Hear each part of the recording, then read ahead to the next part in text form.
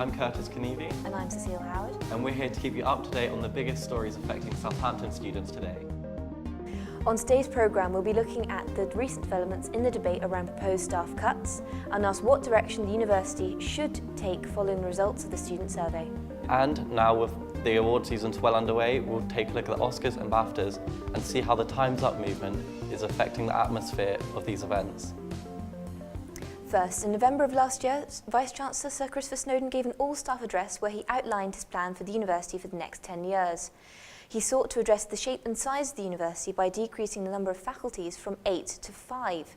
To remedy the issue of staff costs growing at a higher rate than growth of research and student income, the Vice-Chancellor has proposed a cut of up to 75 lecturer jobs.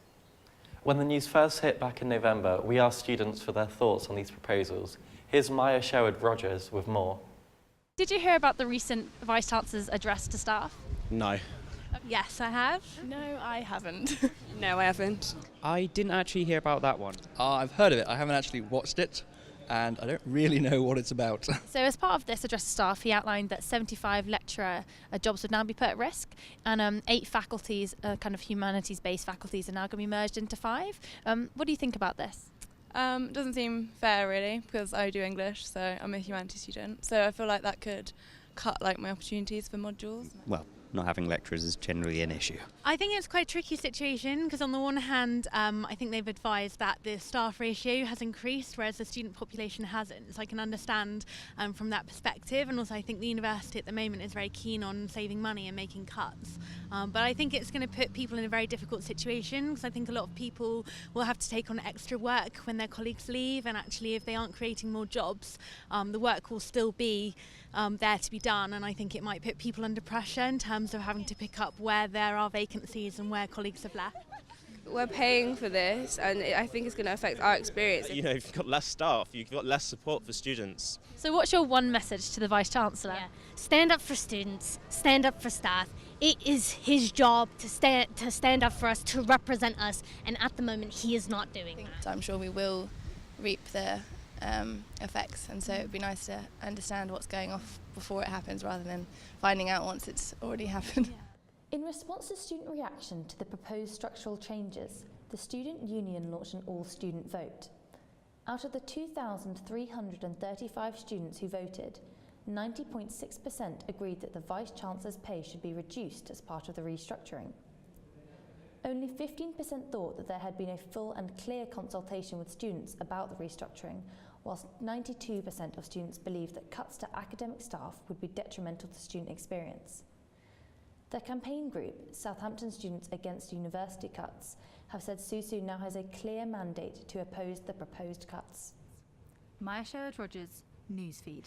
In response to the results of the all-student vote, a university spokesperson said, "We welcome and encourage comments from our students on the current restructuring, and, when plans were first announced, we set up a dedicated email address for students as a channel for feedback, questions and replies. In addition, a number of open meetings have been held between students and senior staff, including the Vice-Chancellor, in areas of the university most affected. Students will continue to be kept informed throughout the process.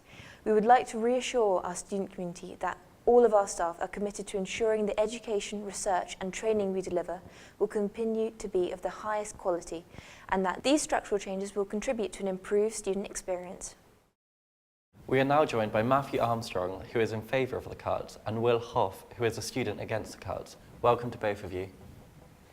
First, Will, are you satisfied by the university's response to student opinion? Well, one of the biggest issues that was identified in the student vote was a matter of transparency. Only 15% of the students felt that the university had provided good enough reasoning. We would like to see a better, more robust method of getting the word out to all the students at the university. And how would you suggest they did that? A regular update on what's going on and why decisions have been made could provide a better insight. On the face of it, just saying there are going to be cuts to the university sounds like a bad thing. Yeah.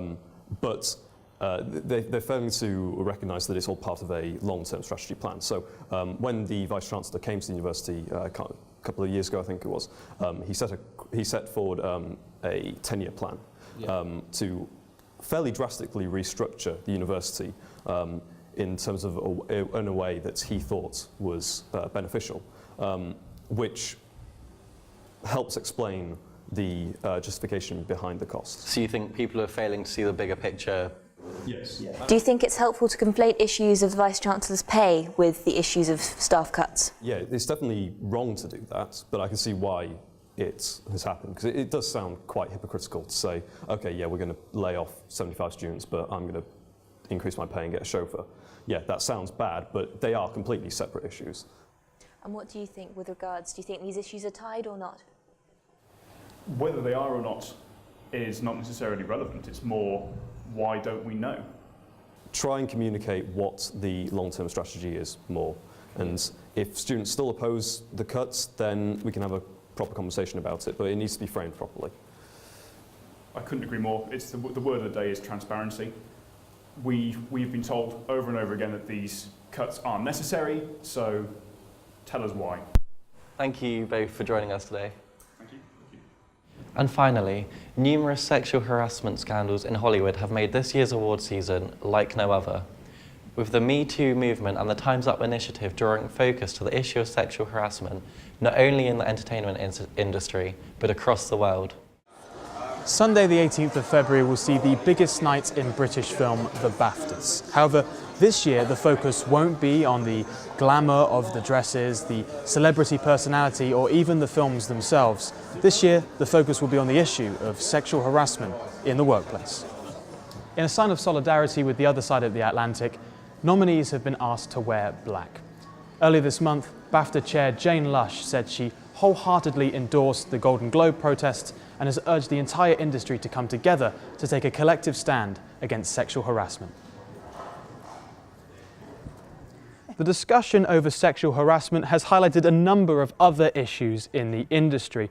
It's been commonplace for award shows to have all white nominees for acting and all male nominees for directing. We spoke to Shelley Cobb to see whether there might be a connection between these two issues. In a culture where abuse is so rampant and sexual harassment is so common, it shows a real distrust of women and what their ability to do and a real underestimation of their skills and qualifications. And many women have linked the widespread sexual harassment and abuse to a wider sexism, misogyny, where the funders aren't willing to give or trust women with money to make films, because what we need to remember is that effectively everyone who works in the film industry is a freelancer. So they don't have the same kinds of employment protections that someone would have who has a permanent full-time contract like myself at a university. I hope it does have some kind of lasting impact, and I suspect it will, at least for a while, and it may. And I think it's a moment that we will never forget. Certainly those of us who consider ourselves feminist film historians, scholars, and theorists won't forget it, and we'll try to make everyone remember. But we have had moments of activism before in Hollywood and in the British film industry, and they have a lot of influence and they make change and then they get forgotten. So it's up to people. It's up to the women who are doing the Time's Up, it's up to the women who work, and the men, women and men, and non-binary persons who work in these industries who care, and those of us who are fans and audience members and students and scholars of film and television to remember and to remind others and to demand more. Yeah. With long suppressed issues finally seeing the light of day, many are hoping that this is a watershed moment for film. The BAFTAs and the Oscars will certainly bring issues of equality to the main stage. Tom Pethick, Newsfeed. That's all from us at Newsfeed. Thank you for joining us. You can follow us on Facebook and YouTube for more CCTV content. For now, goodbye. Goodbye.